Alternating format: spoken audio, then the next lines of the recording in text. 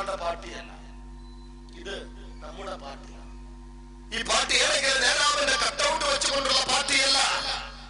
രാജ്യത്തിന്റെ 18 സംസ്ഥാനങ്ങൾ സജീവ സാന്നിധ്യമുള്ള ഈ പ്രസ്ഥാനത്തിന്റെ അഖിലേന്ത്യാ അധ്യക്ഷൻ കേരളത്തിന്റെ കോഴിക്കോടുകാർ ഈ അഭിമുഖനാടി എന്ന് പറയുമ്പോൾ സാമ്പ്രദായിക മാറ്റങ്ങൾ തമസ്കരിക്കുന്നതെന്ന് പറയുക രാജ്യവ്യാപകമായി വളർന്നുകൊണ്ടിരിക്കുന്ന ബഹുജന പ്രസ്ഥാനത്തിന് നേതൃത്വം കേരളത്തിലാണ്. ഞങ്ങൾ അദ്ദേഹത്തിന്റെ കട്ടൗട്ട് വെക്കാറില്ല, നേതാവിനെ പ്രദർശിപ്പിച്ചുകൊണ്ടല്ല. നാളിതുവരെ ഭരണത്തോടൊപ്പം നിങ്ങളുടെ ആശയമെടുക്കാൻ കഴിവില്ലാതെ അവസാനം ഒന്നിനായ ബഹുമാന്യനായ ആദരണീയനായ മർഹൂം പാലക്കാട് സയ്യിദ് മുഹമ്മദ് അലി തങ്ങൾ ശിഹാബ് തങ്ങളുടെ ഫോട്ടോ മാത്രം എടുത്തുകൊണ്ട് വോട്ട് ചെയ്തിട്ടുള്ള ഇന്ത്യയുടെ മുസ്ലിം ലീഗ് നേതാക്കന്മാരെ വിറ്റ് ജീവിക്കേണ്ട, അവരുടെ ഫോട്ടോ വിട്ട് പാർട്ടി വളർത്തേണ്ട ഗതികേടുള്ള പ്രസ്ഥാനമല്ല Social Democratic Party of India. ജനപക്ഷത്തുനിന്നുകൊണ്ട് ദീർഘബോധത്തോടുള്ള രാഷ്ട്രീയ അജണ്ടകൾ അവതരിപ്പിക്കുന്നു. ഈ രാജ്യത്തിന്റെ അടിസ്ഥാന വർഗം എന്ന് പറയുന്ന വർഗ ഭൂരിപക്ഷം അഭിമുഖീകരിക്കുന്ന പ്രശ്നങ്ങൾ അവരെ ആർജവത്തോടെ ബോധ്യപ്പെടുത്തുന്നു.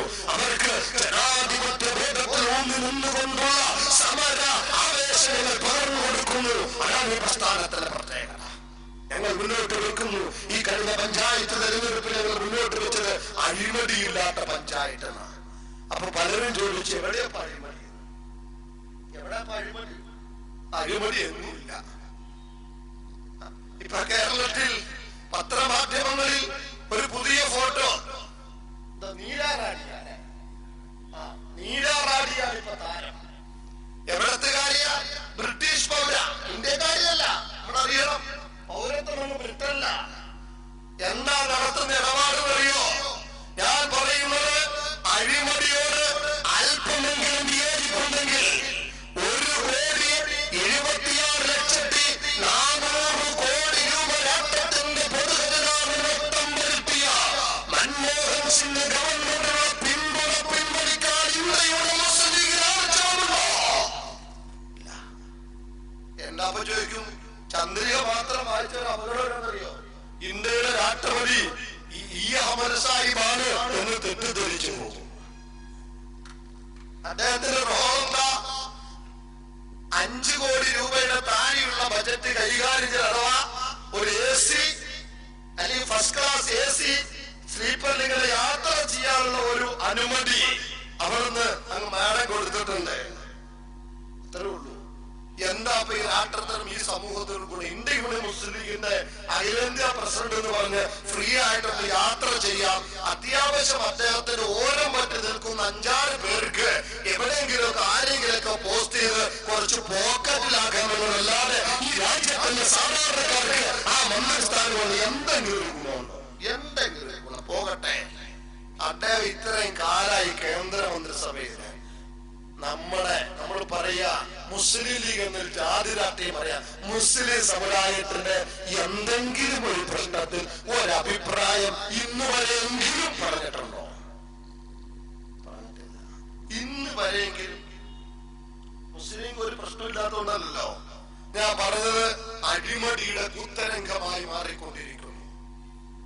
കണക്ക് നമുക്ക് പറയാൻ പറ്റാത്ത കണക്ക് 1,76,400,00,000 രൂപ. 1,76,400,00,000 രൂപ. ഒന്ന് ആലോചിച്ച് നോക്കി. പണ്ട് KM റോയ് എഴുതി, ഇന്ത്യയിലെ മുൻ മന്ത്രിമാരുടെയും സൈന്യാധിപന്മാരുടെയും റിട്ടയേർഡ് ജഡ്ജിമാരുടെയും അംബാസഡർമാരുടെയും സ്വിസ് ബാങ്ക് അക്കൗണ്ട് 75,00,00,000 രൂപ. ജനാധിപത്യ ഇന്ത്യയുടെ സോഷ്യലിസ്റ്റ് ചേരിക്കും നിസ്വാർത്ഥ സേവനമനുഷ്ഠിച്ച മധുരിമായിയെ പോലെയുള്ള ദീർഘദൃഷ്ടിയുള്ള രാഷ്ട്രീയ നേതാക്കന്മാർ, പാർലമെന്ററി അംഗങ്ങൾ ഒരു കാലത്ത് പറഞ്ഞു, ഈ രാഷ്ട്രത്തിന്റെ അവിഹിത സമ്പത്ത് രാഷ്ട്രീയക്കാരുടെ ഉദ്യോഗസ്ഥർ അഴിമടി പണം സ്വിസ് ബാങ്ക് നിക്ഷേപിച്ചത് ഈ രാഷ്ട്രത്തിന്റെ നിർമ്മാണാത്മക ഉൽപാദന മേഖലയിൽ വിനിയോഗിച്ചാൽ ജനാധിപത്യ ഇന്ത്യ സമ്പന്നമായി. അത്ര അഴിമതി അവിടെ നടത്തുന്നത്. കേരളത്തിൽ മാറ്റമൊന്നുമില്ല. ലാവലിൻ ഉൾപ്പെടെയും ആരും ഭേദരല്ലോ. ഞങ്ങൾ കള്ളന്മാരാണെന്ന് ആരും പറയുന്നില്ല. പിന്നെന്താ, ഞങ്ങൾ നിങ്ങളെ അത്രയും കട്ടിട്ടുണ്ടോന്നാ ഇല്ല അവസ്ഥ. അഴിമതി സർവ്വസാധാരണമായി. അതോടൊപ്പം പത്രമാധ്യമങ്ങൾ നിങ്ങൾ അതിൽ പങ്കാളിത്തം വഹിക്കുക. തീവ്രവാദത്തിന്റെ വാർത്തകൾ കൊടുത്ത് കേരളീയനെ കുളിർമോയി കുഴിച്ച അങ്ങനെ അങ്ങോട്ട് തരിപ്പിച്ചു നിർത്തിയ മാധ്യമ മുത്തശ്ശിമാരുടെ മുഖം മൂടി അഴിഞ്ഞു വീണുകൊണ്ട് പ്രഭു ചാവ്ല ഉൾപ്പെടെയുള്ള ഇന്ത്യ ടുഡേ ചീഫ് എഡിറ്റർ അദ്ദേഹത്തിന് ജനാധിപത്യത്തിന്റെ എന്താ പത്രമാധ്യമങ്ങളുടെ സ്വാധീനം, എത്ര വലിയ സ്വാധീനം. മലയാള മനോരമ പറയുന്നു STP എന്ന തീവ്രവാദി പ്രസ്ഥാനം അതെ അണ്ണാക്ക് തൊടാതെ വിഴുങ്ങുന്നു. ഞാൻ അവസാനിപ്പിക്കുന്ന ഒരു കാര്യം കൂടി ഓർമ്മപ്പെടുത്തിക്കൊണ്ട് പത്രമാധ്യമങ്ങൾക്ക് ഒരു താല്പര്യം ഇവിടെയുണ്ട്. ഞാൻ എല്ലാ വേദികളിലും പറയുന്നത് പത്രമാധ്യമങ്ങൾ ഈ രാജ്യത്തിന്റെ സമ്പന്ന ഭരണകൂട ഉപരിവർഗത്തിന് വേണ്ടി ജനസമ്മതി സൃഷ്ടിച്ചു കൊടുക്കുന്ന ഒരു ഇടനിലക്കാരന്റെ റോളാണ് എന്നും നിർവഹിച്ചു പോരുന്നത് എന്ന് നാം തിരിച്ചറിയണം. എന്ന് പറഞ്ഞാൽ ഈ രാജ്യത്ത് ഭരണകൂടത്തിനെതിരെ സമരം രൂപപ്പെടരുത്, ഭരണകൂടത്തിനെതിരെ വികാരമുണ്ടാകരുത്. എന്ത് ജനവിരുദ്ധ അജണ്ടകൾ ഭരണകൂടം നടപ്പിലാക്കിയാലും അതിനെ ന്യായീകരിക്കുന്ന ഒരു പൊതുമനസ് രൂപപ്പെടണമെന്ന തീരുമാനത്തിൽ നിന്നാണ് പത്രമാധ്യമങ്ങളുടെ എഡിറ്റോറിയൽ വരെ രൂപപ്പെട്ടുകൊണ്ടിരിക്കുന്നത് എന്ന് കാലങ്ങളായി ഞങ്ങൾ പറഞ്ഞുകൊണ്ടിരിക്കുന്നു. നീരാറാദിയുടെ ബോധ്യം വന്നു. എന്തെഴുതണമെന്ന് അവരെ തീരുമാനിക്കുന്ന അധികാരി വർഗത്തിന് വേണ്ടി ഈ രാജ്യത്ത് അഴിമതി വരുമ്പോൾ അത് അഴിമതിയല്ല എന്ന് പറയുന്നതിന് സ്വീകരിക്കുന്ന ചില മാർഗങ്ങളുമുണ്ട്. ഈ രാജ്യത്തെ ഭരണകൂടത്തിന് ഞാൻ ആവർത്തിക്കുന്നു, ഭരണകൂട ഭീകരതയ്ക്ക് വേണ്ടി, ഭരണകൂടത്തിന്റെ നെറുകേടിന് വേണ്ടി, ജനവിരുദ്ധ തീരുമാനങ്ങൾക്ക് വേണ്ടി സമ്മതം സൃഷ്ടിക്കുന്ന വീട്ടുവേണ്ടി ചെയ്യുന്ന ഒരു കൂലിയെഴുത്തുകാരന്റെ കേരളത്തിന്റെ പത്രമാധ്യമങ്ങൾ ഉൾപ്പെടെ ഇവർ നിർവഹിച്ചുകൊണ്ടിരിക്കുന്നത്. അത് സ്വീകരിക്കുന്ന ചില രീതികളുണ്ട്. ഒന്ന്, വാർത്തകളുടെ പർവ്വതീകരണം എന്ന് പറഞ്ഞാൽ മതന്യൂനപക്ഷങ്ങളെ വേട്ടയാടണമെങ്കിൽ മുസ്ലിം സമുദായത്തെ തീവ്രവാദികളായി അവതരിപ്പിക്കണം. സമരസന്നാഹമൊരുക്കുന്ന ദളിതുകളെ വേട്ടയാടണമെങ്കിൽ DHR തീവ്രവാദികൾ എന്ന് പറയണം, വിദേശി ചാരന്മാരെന്ന് പറയണം, ആഭ്യന്തര കലാപം ഉണ്ടാക്കുന്നവരെന്ന് പറയണം. മുസ്ലിം സമുദായത്തെ വേട്ടയാടണമെങ്കിൽ താടിയും തൊപ്പിയും വെച്ച മത തീവ്രവാദികളെ വിലക്കെടുത്ത് അവതരിപ്പിക്കണം. രാഷ്ട്രം നേരിടുന്ന ഏറ്റവും വലിയ പ്രതിസന്ധി ഇവിടേക്ക് മതന്യൂനപക്ഷ തീവ്രവാദമാണ്, ഇവിടുത്തെ ദളിത് തീവ്രവാദമാണ്, ഇവിടുത്തെ മാവോയിസ്റ്റുകളാണ് എന്ന് പറഞ്ഞിങ്ങനെ അവതരിപ്പിച്ച് ഭരണകൂടത്തിന് വേണ്ടി കൂലിയെഴുത്ത് നടത്തി ഒരു ജനസമ്മതി സൃഷ്ടിച്ചിട്ട് മതന്യൂനപക്ഷങ്ങളെ തുറുങ്കിലടയ്ക്കുന്നു, മതന്യൂനപക്ഷങ്ങളെ വേട്ടയാടുന്നു, അവരെ തൂക്കുമരം വിളിക്കുന്നു. ഇതാണ് ഇവിടുത്തെ പത്രമാധ്യമങ്ങളുടെ വാർത്തകൾ ക്രോഡീകരിക്കുന്നതിലൂടെ ഭരണകൂടത്തിന് ഒരു സമ്മതം വാങ്ങിക്കൊടുക്കുന്ന രീതി. അതല്ലേ ഇവിടെ നടക്കുന്നത്. തീവ്രവാദി തീവ്രവാദി തീവ്രവാദി അബ്ദുൽ നാസർ മാദിനെ അറസ്റ്റ് ചെയ്തു.